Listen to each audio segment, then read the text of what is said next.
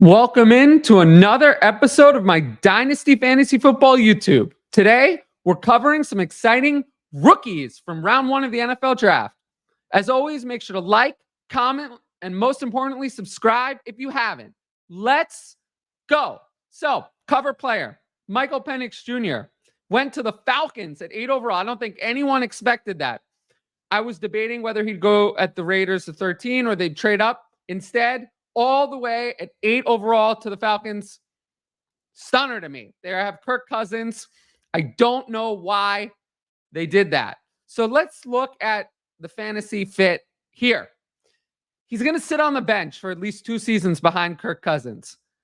You can say he's not, but that's just not reality. Kirk Cousins is owed $90 million in guaranteed money for 2024 and 2025. They signed him to be their starter for 2024 and 2025. The reality is that Michael Penix, unless Kirk Cousins gets injured, an injury can always happen, unless he gets injured, will not play until late in 2025 if Cousins is not playing well at that point. That's the earliest he could get on the field. So, how do we value such a player? Great question. We talked about him in the quarterbacks episode a little bit back. So, how to value him? I just cannot and will not use a first-round Superflex rookie pick on a player who may start in 2026. Is no guarantee. What if Kirk Cousins plays well? I mean, we saw this with Aaron Rodgers. They were going to replace him with Jordan Love, and then they went back on it for the third year because Rodgers had great seasons. Cousins is coming off his best season. He's already an older prospect in Michael Penix. Already a prospect I didn't like. Now we got to wait. A delay. I don't want to hear about a delay. So I'm not going. People are saying he's going to be picked in the first round. I guarantee you I won't be picking him then. I'll have none of Michael Penix. In Dynasty, I have him quarterback 26. You would think the 8th overall capital means he's going to start eventually, but I'll let someone else wait as they pick him and he sits and his value goes down and down and down. Why don't you just let someone else do that? It's not going to be me. I'll pass on Michael Penix. I'll have 0 of him. Next up, Caleb Williams. Okay, more positive here. He went to the Bears 1st overall in the NFL draft. And, we all knew that would be the case. But, I mean, everything is great with Caleb Williams. He, is elite. And he has a great fantasy fit. He added Odunze to a core that already had DJ Moore, Keenan Allen, Cole Kmet, and they signed DeAndre Swift. Plus, they have Roshan Johnson, Khalil Herbert. So, 3 decent running backs, great wide receivers, and a good tight end. This is the best weapons a rookie quarterback, I think, has ever had. So, for those reasons, obviously, he's my 101. And in Dynasty, I have him at quarterback 7 overall. And, if you wanted to have him higher, I could see it. It's hard to get him ahead of Mahomes, Stroud, Hurts, Allen, Lamar, or Burrow. But, I mean, to me, he's clearly a tier ahead of Justin Herbert at QB8. So, yeah, elite player. 0 doubts in Caleb Williams. He's a first-round starter pick for me as well in Superflex leagues. And I wanted to group the players together because we talked about Caleb Williams. Now we're going to talk about Odunze. If you notice, we're not going in order. I want to talk about them together because they're both on the Bears. As you know, Odunze, Bears, 9th overall. I love Odunze. People are comping him to Jackson Smith-Njigba because Jackson Smith-Njigba went to a situation with 2 established wide receivers and he didn't really deliver in year 1. Bad comparison. Lazy comparison. Odunze is a much better prospect than Jackson Smith-Njigba. He had excellent production for 2 years, not just 1. Full green reception perception, and he's great across the board. He'd be the wide receiver 1 in most classes. Therefore, I'm looking more long-term. Yes, he may struggle in year 1 behind DJ Moore and Keenan Allen. Am I going to rank Odunze as a top 25 wide receiver in year 1? No. Is he going to be in the top 30? Yeah, probably. And that means I'm going to probably have a lot of him in redraft because I'm all in on this player. This is an excellent, elite prospect with essentially no warts. So for me, I still have him 106 in Superflex rookie drafts. This is the spot that I projected him to go. Why would I change it? The value, if this is where I projected he would go.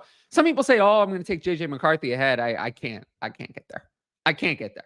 JJ McCarthy fell in the draft, is an okay prospect, but Rome Odunze is an elite wide receiver prospect. So despite some people say bad landing spot, I disagree. He's tied to a great quarterback on a rookie contract. So I don't know if I agree with that, but either way, I have him at wide receiver 13. I don't think it's a bad landing spot at all. I have him, to me, you're debating between him and Drake London. Who do you prefer? I have him ahead of guys like Devonta Smith, Jalen Waddle, Nico Collins, behind guys like AJ Brown, Malik Neighbors. So I'm in on Rome Odunze, and I think he'll be a player I have a lot of because I think people are going to be scared, and I am not scared. Not scared of a wide receiver that's this talented. Next up, Jayden Daniels. Let's cover it. He went where we expected. Commanders, 2nd overall. And the fantasy fit. I figured quarterbacks were probably going 2 to the Commanders, 3 to the Patriots. I wanted the one who went to the Commanders because at least they have a solid incumbent wide receiver 1 in Terry McLaurin who is competent. They have that.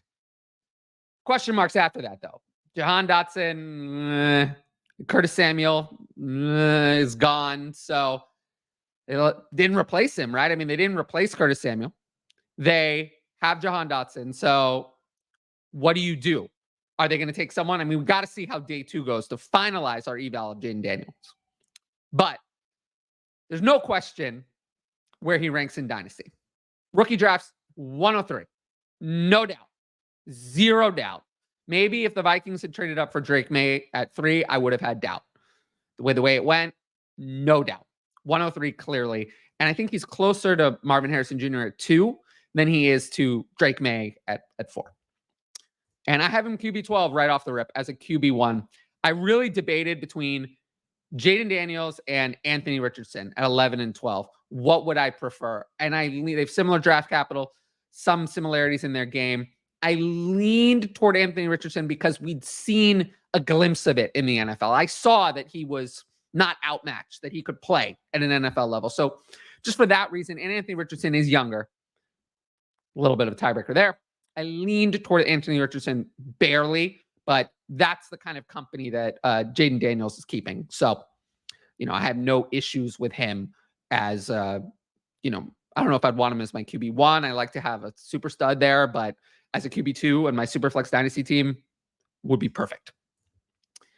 Lastly, we're going to close with Marvin Harrison Jr. Again, this was in the chalky part of the draft. He went to the Cardinals 4th overall. I think we've literally been saying he's going to go to the Cardinals 4th overall the entire time. That is what happened. And it's a great fit. Kyler Murray is a good quarterback. I think a lot of people say, oh, he runs. Oh, he doesn't support fantasy weapons. No, he's a good quarterback. He supported Marquise Brown as a great fantasy weapon for a period of time. DeAndre Hopkins as a great fantasy weapon for a period of time. Marvin Harrison Jr.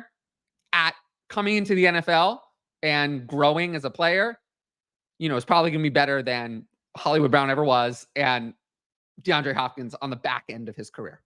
So I think that there's nothing stopping Marvin Harrison Jr. from being a borderline wide receiver 1 as a rookie. I think I'm going to rank him in that area, in the 10 to 15 area. We're going to have to see how redraft shakes out. But I think that's where I'm going to have him. There's no competition on this depth chart. None. Michael Wilson is the wide receiver 2. They have Trey McBride. So Harrison Jr. and McBride are going to be the top 2. But, there's not going to be anyone else stealing targets there. He's a clear 102 for me in Superflex rookie drafts. He's a sure thing. And, while Caleb Williams, he'd be the 101 in any other class, but Caleb Williams is here. So Caleb Williams is here. He's 101. Marvin Harrison Jr., 102. And I have him wide receiver 5 in Dynasty immediately. Chase, Jefferson, and Lamb, those are super studs. They got to be 1, 2. Amon-Ra just got his contract extension. Still a very young player. I've seen enough from Amon-Ra that I can't just rank Marvin Harrison Jr. over him. I don't think I can get there. But I have Marvin Harrison Jr. over players like Garrett Wilson, over Puka Nacua, because I have some concerns with those guys. You know, Nakua's draft capital. Garrett Wilson hasn't really delivered the high-end fantasy numbers yet. So Marvin Harrison Jr., I don't have any concerns. So I have him wide receiver 5 immediately. And that just goes to show you what kind of prospect I think Marvin Harrison Jr. is. Now, those are all the players I queued up for this video. We're going to cover every player that's drafted at least on day 1 and day 2. So don't worry, you'll get a video on every player. But if you liked what I'm doing here, make sure to like, comment, and subscribe. And of course, you can get my rookie ranks at the Patreon up there. Patreon.com/fantasyadvice. You can get all of my rankings. But until next time, once again, I want to thank you for watching, and I will see you all later. Peace out.